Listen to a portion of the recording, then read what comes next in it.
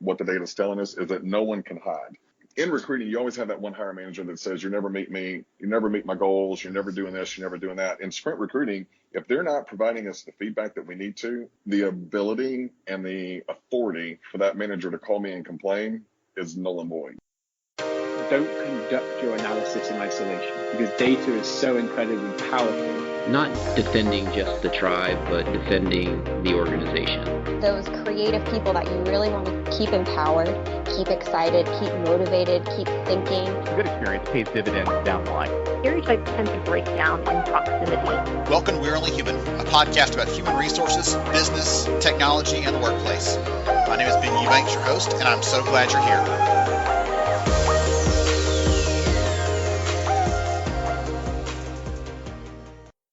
Hey everyone, it's Ben Eubanks, host of We're Only Human. Really glad to have you here today. Today we are going to have a fun episode. I'm going to talk to Trent Cotton. He is the Director of Talent Acquisition for the U.S. at BBVA.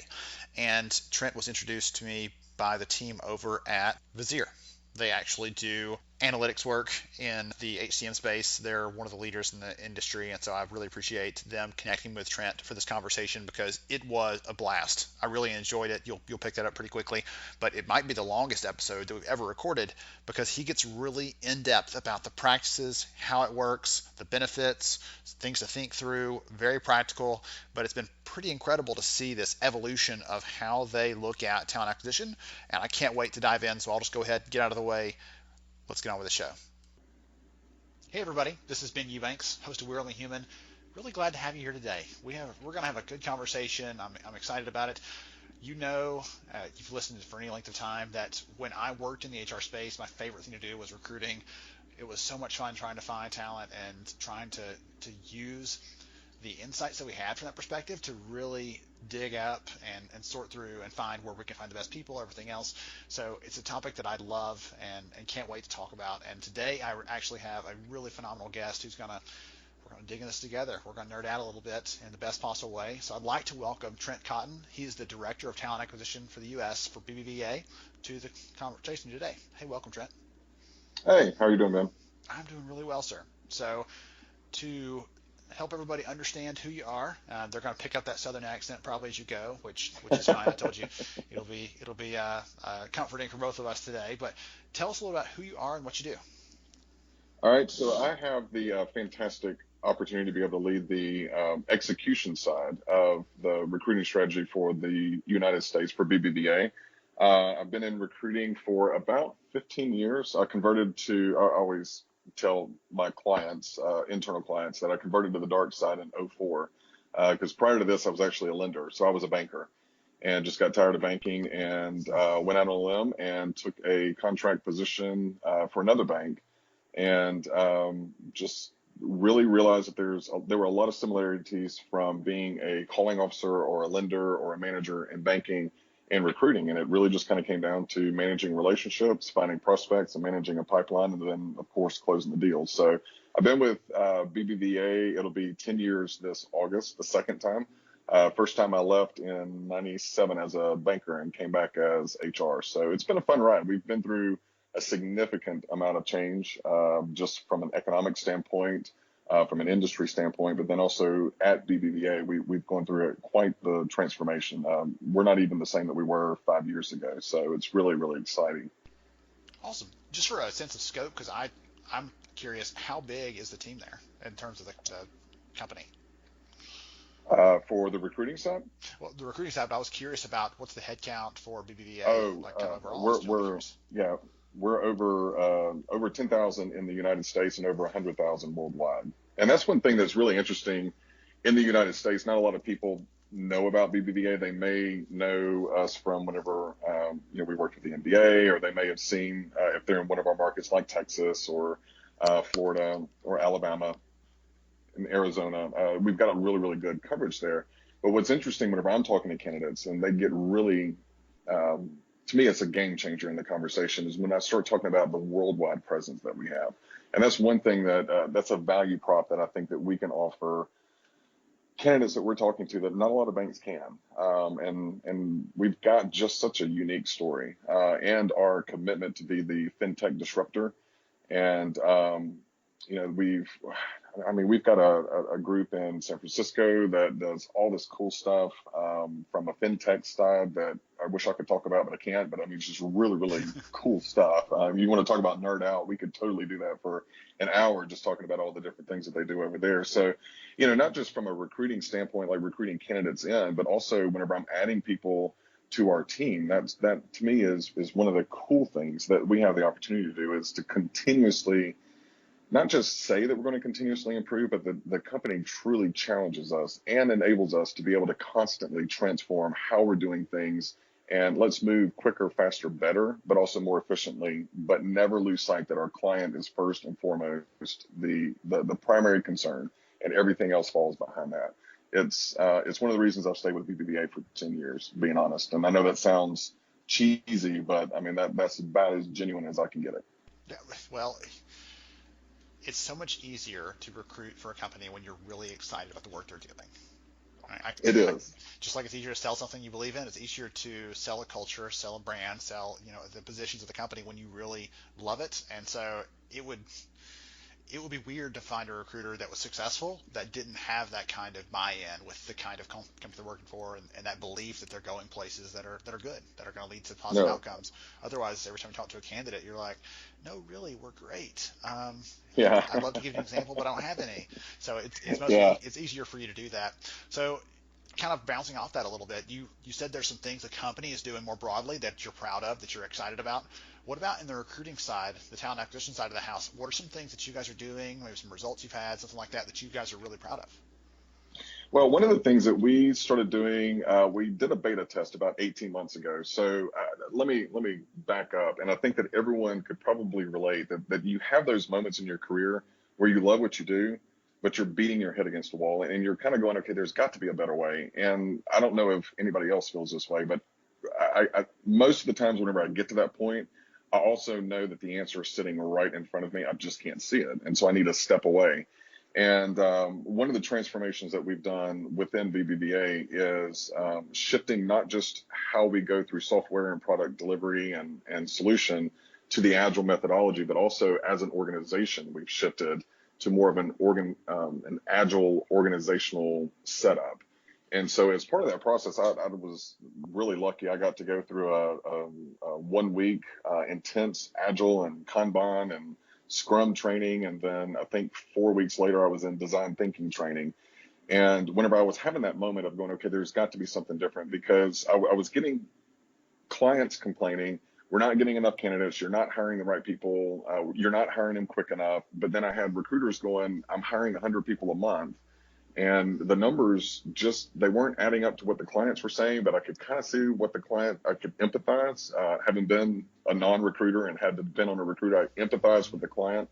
And so kind of after the Agile training, I listened to the book, it's called Scrum by Jeff Sutherland, and he really kind of breaks down the Agile is a methodology. Scrum is kind of how you execute it. And just a light bulb went off. And so I came back to the team and I said, hey, I want to try something. And we did a couple of beta tests on applying the Agile methodology. And after about the 6th or 7th iteration, it's when we felt like we struck gold. And so we call it sprint recruiting. So what we do is we go and meet with our lines of business or our senior executives and say, all right, for the next 2 weeks, you have 100 points. You have 20 positions or however many positions listed here. We want you to spend those $100 or those 100 points and allocate our focus. I want you to define success using these points over the next 2 weeks. And that's going to dictate how I time block, how I source. And then one of the things that we found is there's 4 pitfalls in what we call traditional recruiting. One is that everything's a priority, so nothing's a priority. And a lot of times we just kind of felt like we were chasing one fire after another, and it was very unproductive. The second was that there was no stopgap in the process. So we were throwing candidates at some managers, 15, 20 of them, and they were having either overanalysis, paralysis, or FOMO. And we were losing candidates as a result. So we were killing ourselves in 2 different ways. One, we were overwhelming our client. 2, we were not being productive, and maybe 5 or 6 jobs we had a lot of candidates and we pushed them all through, but we were ignoring the other 15. But then three, we had a massive issue with candidate, what do you call it, whenever they kind of defect or they go to a different company, because it took so long for us to get feedback, so we were losing. And the other was just the misalignment with the client. Is we thought that we were doing a great job, they didn't think that we were doing something, but then the feedback loop was not there. And so within sprint recruiting, we developed 4 pillars that address each one of those pitfalls. The first one is at the point the business drives the priority, and they do that with the points. The second is we use WIP limits, or work in progress limits, within the Agile methodology. We applied it to recruiting. And so those are our stopgaps. Once we have a maximum of 5 scheduled interviews with the hiring manager and 5 resumes and our write-ups submitted to them, we move on to the next position in priority. And then the feedback loop helps us be able to maintain that momentum and make sure that the manager understands the necessity and the priority and the importance of getting us the feedback, so that way we can fine tune the search, but also manage the candidate expectations.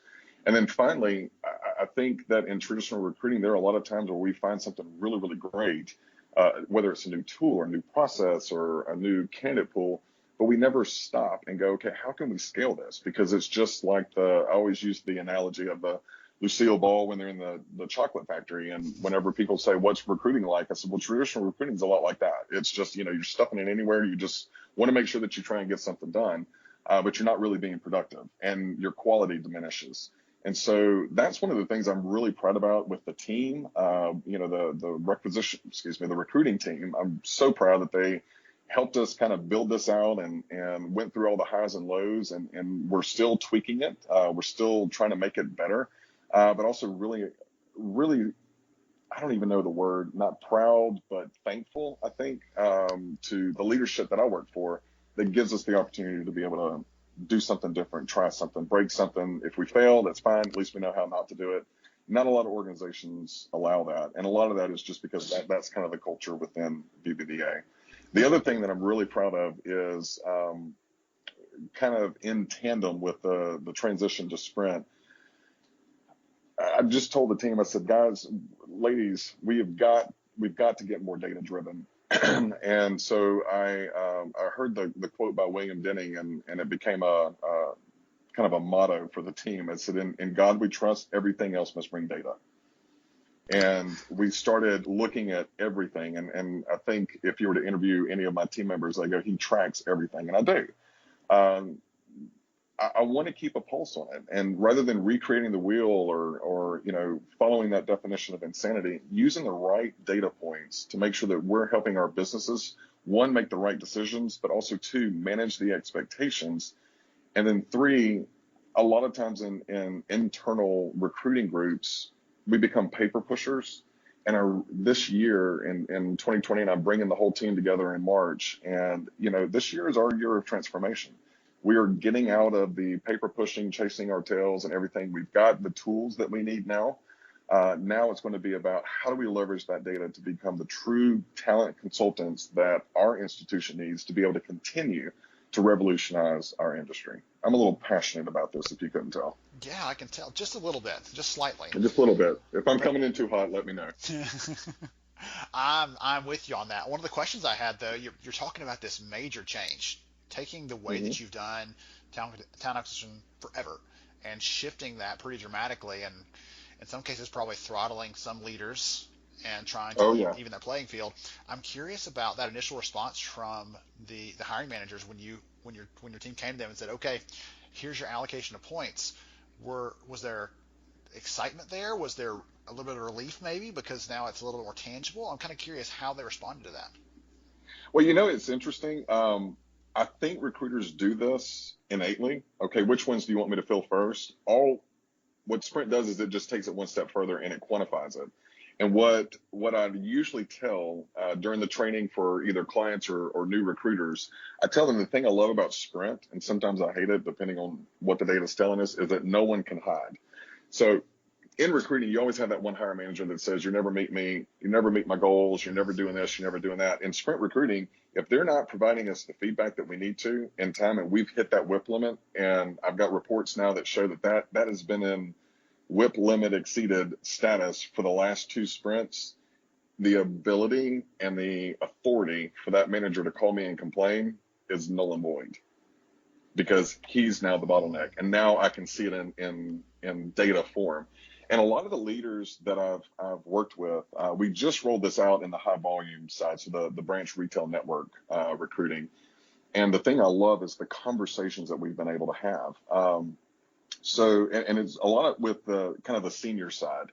So on the network side, I call it the network side, the branch recruiting side, we have, like your regional manager and then your district managers. Well, the regional manager has 500 points for their region, and then they allocate that out to each one of their districts depending on the demand. So we may have one district that had, over the last 2 weeks had a lot of positions come through that they need more points because we need to get that part staffed.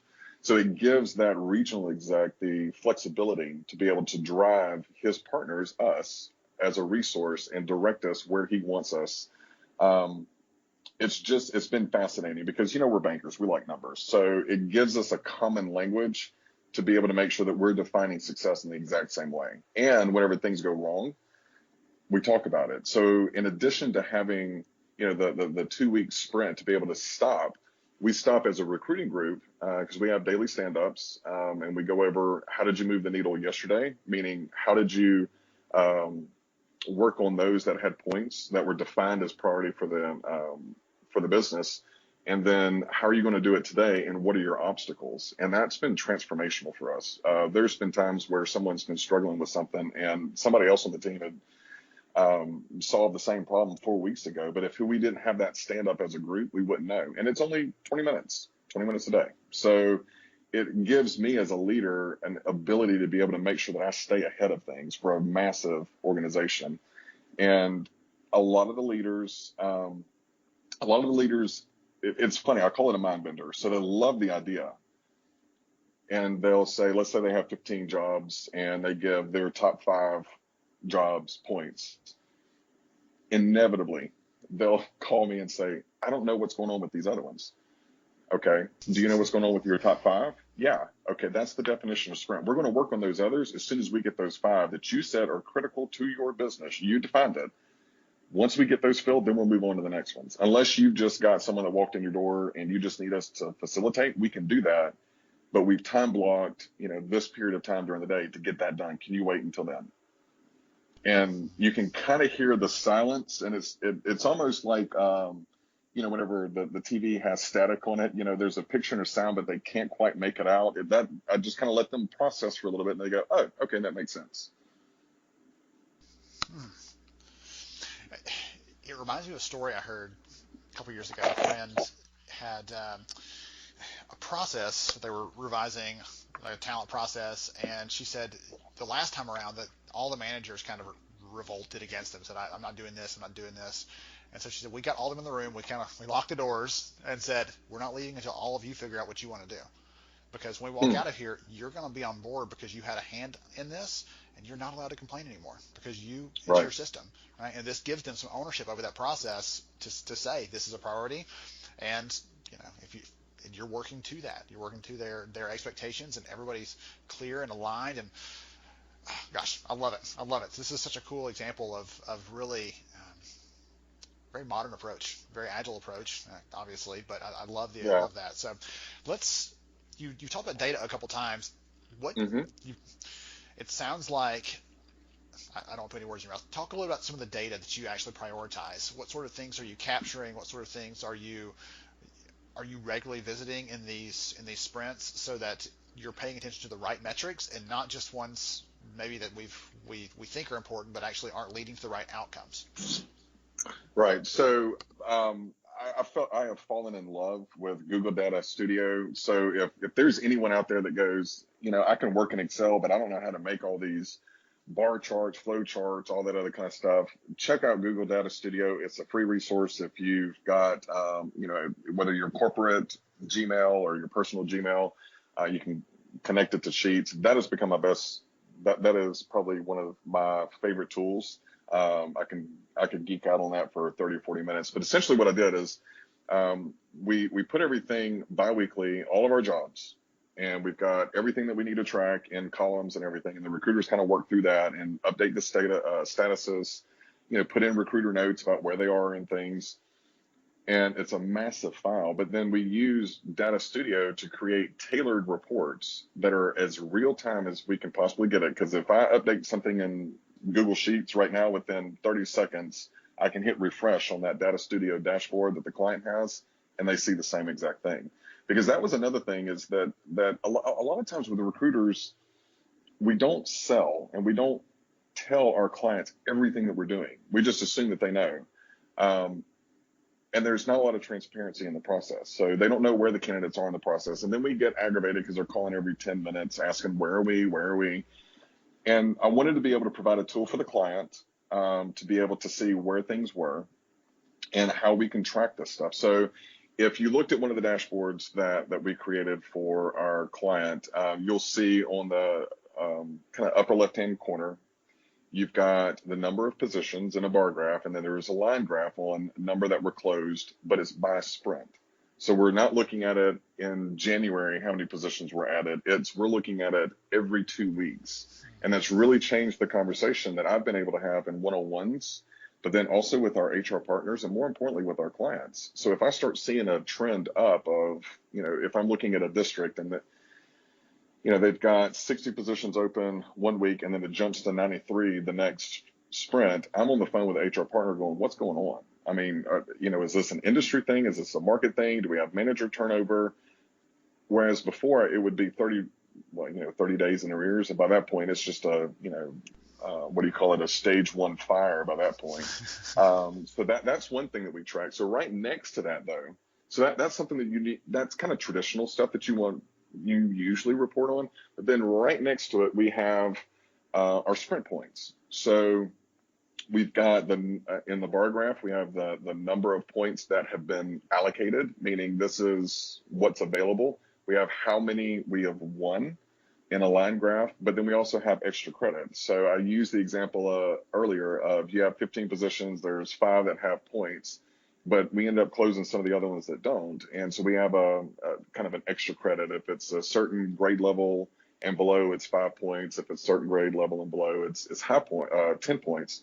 I wanted to do that because a lot of times what we're finding, and we've found it a lot recently, is that the managers will say this is priority, but then I look at the extra credit and the extra credit is far surpassing what the priority points are. So as a leader, I get to kind of engage our client and say, okay, maybe we need to redefine what priority is, because you have the recruiters working 60% of their time on all this extra credit stuff, and then you want to hold them accountable for priority, and that's not going to work. So that's something that we track. And then we track kind of the different buckets. So we look at 3 primary swim lanes. How many candidates or how many jobs are sitting in that hiring manager interview or sitting with the hiring manager period. So whether we've submitted resumes or we've submitted candidates to be interviewed, how many requisitions in the sprint by district, by line of business, by whatever we want to splice it, how many of the total are sitting in that swim lane? How many are sitting in sourcing, meaning I have no candidates? And then how many are sitting with the recruiter, like they're actively interviewing and engaging in candidates? So kind of that second stage of the process. And then how many are done? And we define done by the candidate said I do, so we're done. And so that's some of the things that we look at. So that's on the report that we look. We talk with our clients about it every 2 weeks. And like I said, they have access to it in real time. The other thing that I look at, and I've started it toward kind of middle of fourth quarter last year, really intensifying, and it's actually going to be part of our KPIs this year, is we call them quick quits. I have to sometimes create acronyms, so I call it Q2, or Q to the second power, because the quick quits, I rarely can say it right. But I want to look at where are we missing the ball. So we've got an analytic tool that ties into our payroll and our HCM and everything else. And it's pretty wicked. It gives us amazing detail, amazing graphs, and it really allows, even for those that are not data nerds like me, it allows data to tell a story. And so I've become almost obsessed with trying to understand where are we missing the ball? Why is someone quitting within the first 30 days, within the first 90, 180, within the first year? And with one of the one of the executives, he and I kind of have a pact. I said, I will guard the front gate if you guard the back. And with this tool, we're able to kind of see that within his division, maybe by year 2, we start losing people. But then we've also got a problem that something is going on with the recruiting or the hiring managers or the onboarding or something. We don't know yet, but we can at least see that within the first 6 months, that's mission critical to keep some of these good candidates on board. So that's something else that we track. Now, you'll notice that I didn't bring up the fun little time to fill.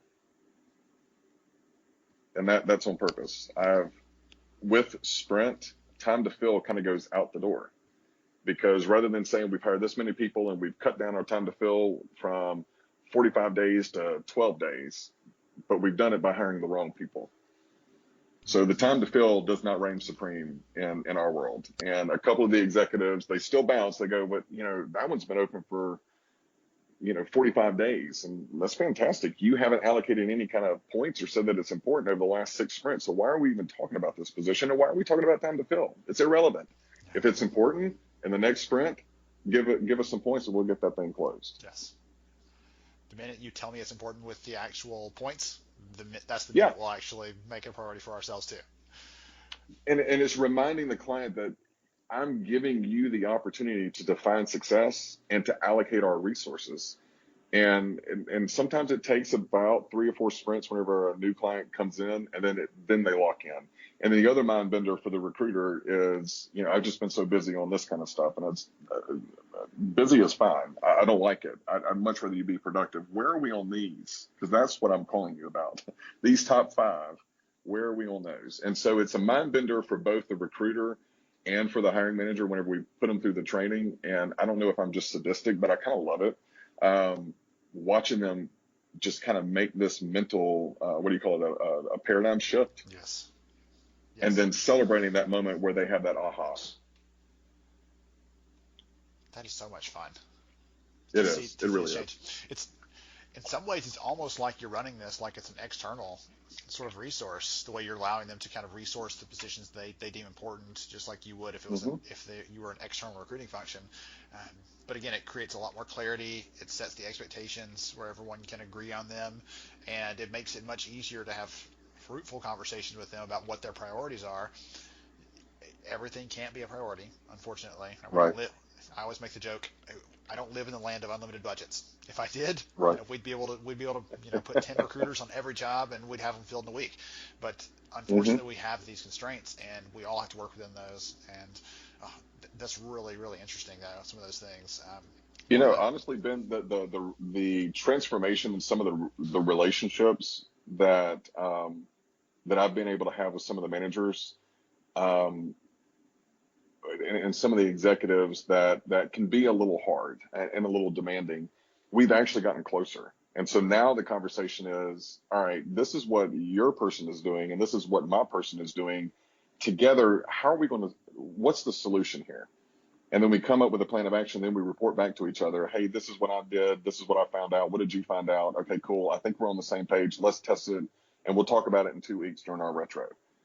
And it's become almost like clockwork. And that stress as a leader, that part is actually diminished because now we're speaking the same language and both parties are accountable.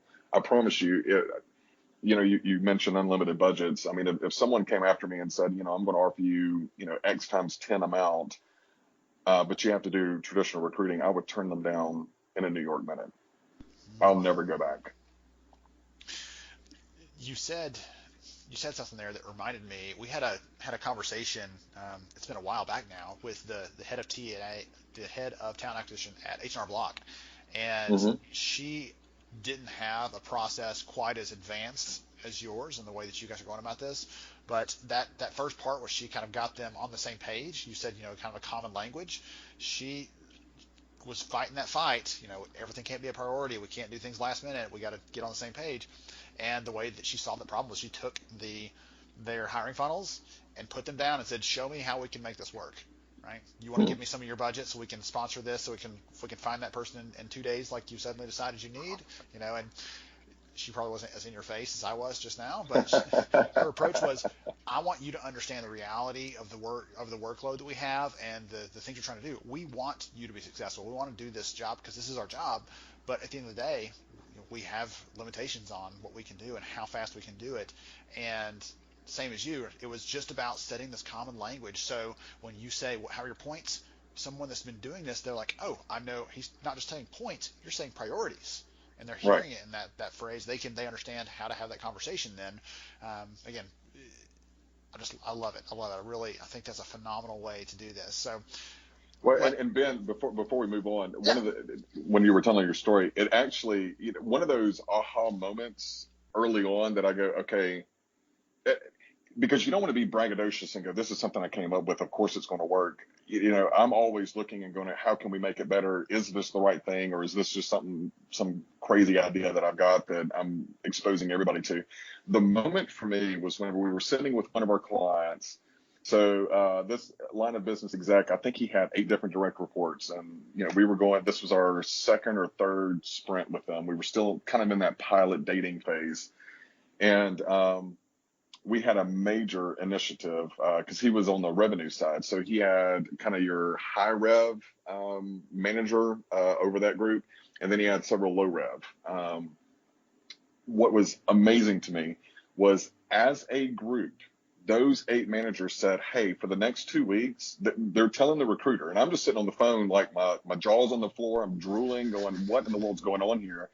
But the other managers said, hey, it's actually more important. We'll just call that high rev manager John Smith. I'm going to defer my points to John Smith because as an organization, we have got to get those filled or we're not going to hit our numbers. So recruiter, for the next 2 weeks, I'm going to tell my managers to lay off you. I want you all in on that. Their colleagues self-managed and said, okay, all of our 100 points are going to the high rev. And in 2 weeks, we got 6 or 7 offers out. And then, she was able to source. But the other thing is that she was relinquished of that internal guilt of going, I'm not talking to every manager in my group, because the team, her client team, said, we agree, this is your priority. I've got your back. I'll talk to you in 2 weeks. It was unreal. Wow. That is so neat. Yeah, it was. It was. We've got some groups that just lock in and do it. And then we have other groups that, 1 week they're sprint focused, the next week they go back to traditional. And you're going to have that in every organization. But it's been really fascinating to watch. And then the data tracks that we're able to do and provide the client has also, for those managers who use it, it's been great for the recruiters because it gives them a communication tool that's not email, that's not a telephone, that's not a 30-minute update call. The onus is on the recruiter to keep that report updated so that way the manager has access to it. So it's giving them not just the opportunity to be able to direct our focus, but also giving them the information they need to be able to run their business and be successful. It's been fun. I can imagine there, like you said a minute ago, that some groups are more receptive to this kind of approach than others, and it might be right that example, that the high revenue piece, the people that are focused on those kind of things, they realize like this recruiting thing isn't just a fun activity we have to do to keep things going. There are actual implications of this. If we hire the right person, we hire the wrong person, there are bigger things down the line, bigger outcomes this is impacting, and they're probably a little more ready to lean in. They have that mindset that'll be better adapted to that, whereas someone who might be a little bit farther away from that may have a harder time. I don't know. I can't see inside the organization, but that's just my general sense, just knowing. No, you're recruiting on. You're pretty accurate. With some of the same kinds of issues. If you don't see that line of sight, then it's harder to get them to understand maybe whether it's a priority or not, and to what degree it is. So let's say that someone is listening to this, and I'm just going to go out on a limb here and say everyone's probably really interested in this novel idea. I think it's so incredible. What advice would you give, whether it's going all in, right? This is a big change, and you admitted that earlier on. Whether it's something as far down the line as that and very, I'm going to dive on both feet, or if it's, I just want to be a little more data driven in how we're doing our recruiting. Any advice you might give someone? It could be reiterating one of the points you made earlier or something different we haven't talked about yet, but I'd love for someone to walk into this conversation that's listening thinking, wow, I can do this one thing and it's going to help us to have better conversations with our leaders or to get better outcomes in recruiting, I'd love for you to share some pieces of advice if you have any.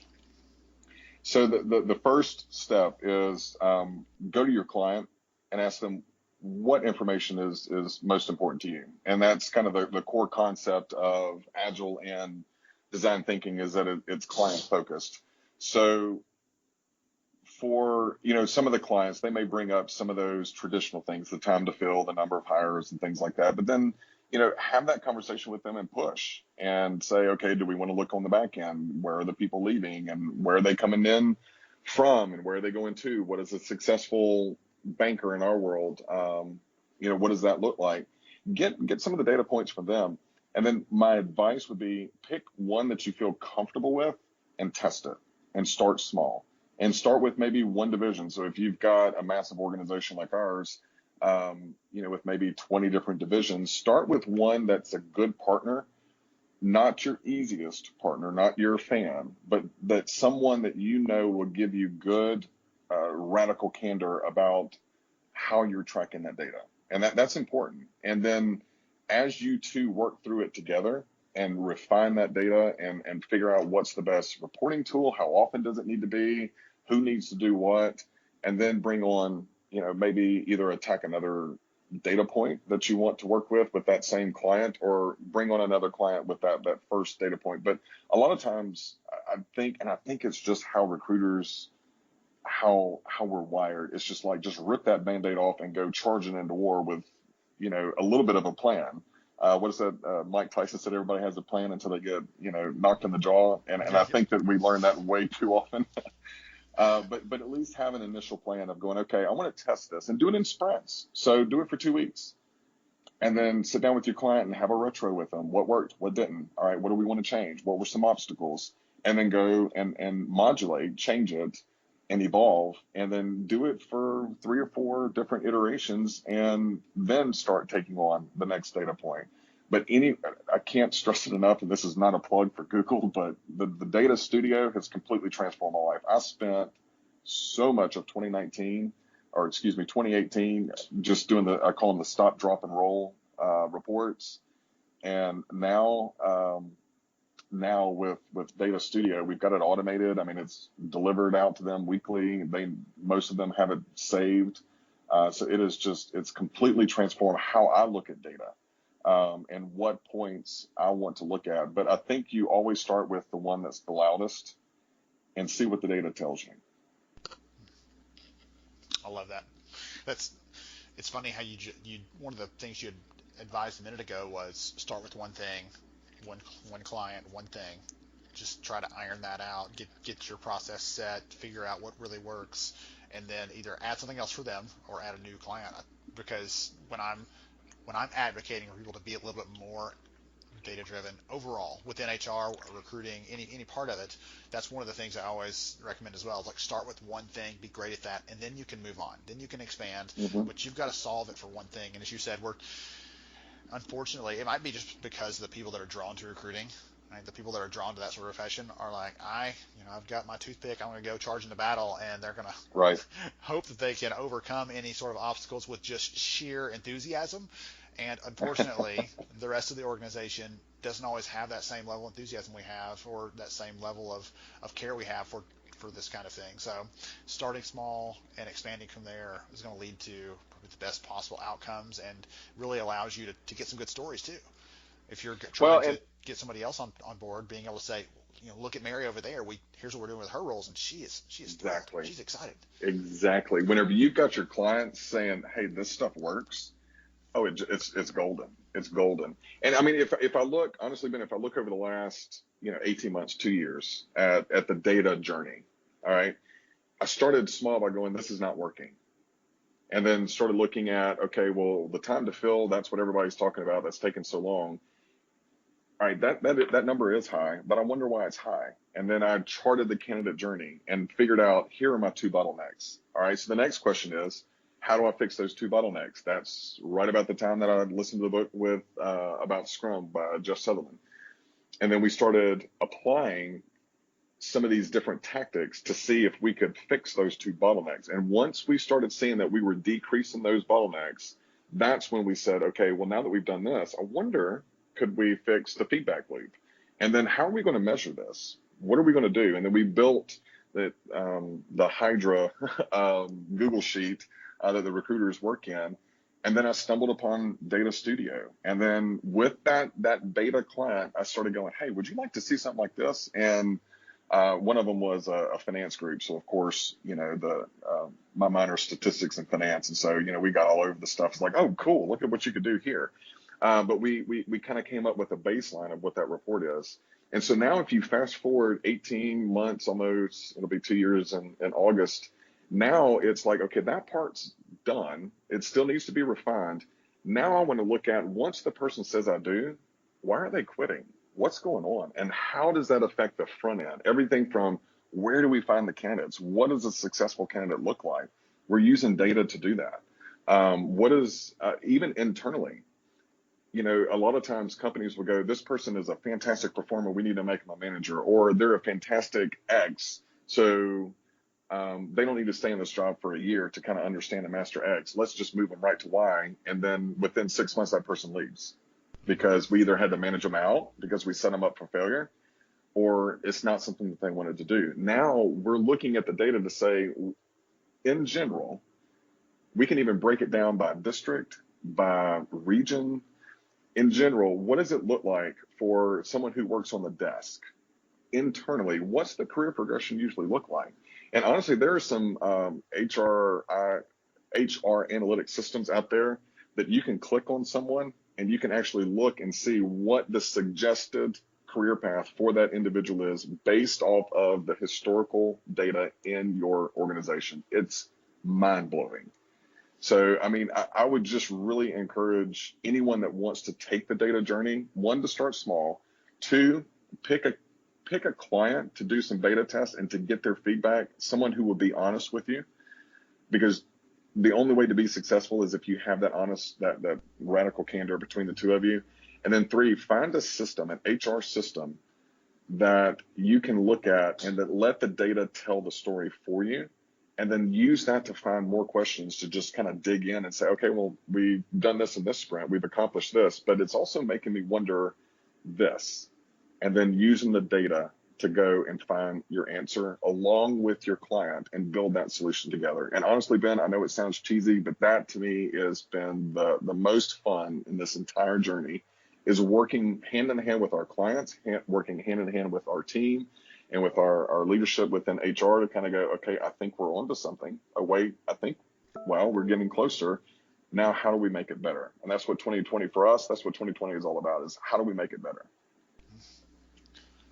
This has been such a fun conversation. Goodness, I have so many notes. I have so many notes from this because it's such a novel approach and solves so many of the common problems that I hear from recruiting teams all over the place. So if someone is curious, they want to connect with you, they want to learn more or learn more about the work that BBVA is doing more broadly, right? You're a recruiter. You're always sharing that out. Always recruiting. Yes. What's the best way for someone to connect? Definitely on LinkedIn. So it's Trent Cotton, all one word. And I'm on Twitter. I'm on Twitter with the handle Trent Cotton. And I write a lot on my blog, sprintrecruiting.com. And if you reach out to me on LinkedIn, just definitely send me a message. Say, hey, listen to the podcast. Love to hear more. And I'll send you my calendar and we will spend some time together. I'm just really passionate about this. It's not to perfection yet. But man, with some of the data stuff that we have out there and all the AI that's coming out, I want to get ahead so that way, whenever that new technology comes out, we are prime and ready to be just in the way and ready to kind of be trailblazers. And that's what I love about my team is all of them go, yeah, let's try it. And, we kind of charge into it, like you said, but we know that there might be failure, but we also know that as a team, we're going to be able to circumvent that failure and turn that into a success. And that's why my feet hit the floor every morning. So exciting. I love it. Yeah, me too. Well, thank you so much for joining me today. This has been really a great conversation. I've learned a lot, and I'm hoping everybody else is as jazzed as I am. You're probably going to unfortunately, for better or for worse, you're going to have some conversation started by this. So Love your it. calendar's got a little space on it because you're going to get some conversation started. So thank you for being here, Trent. No, I thoroughly enjoyed it. Thank you, Ben. Awesome. To everybody else, thank you for joining us on We're Only Human. I'm Ben Eubanks, your host, and we will catch you next time. Thank you for listening to We're Only Human. Please take a moment to share this episode with another HR leader who might see it as a valuable resource in their daily work. For more information about the podcast and to see all our show archives, please visit upstarthr.com.